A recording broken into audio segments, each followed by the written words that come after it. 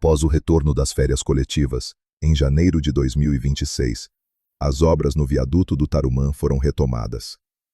As equipes estão concentradas na revitalização do asfalto da Avenida Victor Ferreira do Amaral, na barreira lateral de concreto do viaduto, na finalização das novas calçadas e na pavimentação das vias locais que dão acesso à linha verde. O trabalho continua para entregar o complexo o mais breve possível, porém ainda sem data definida.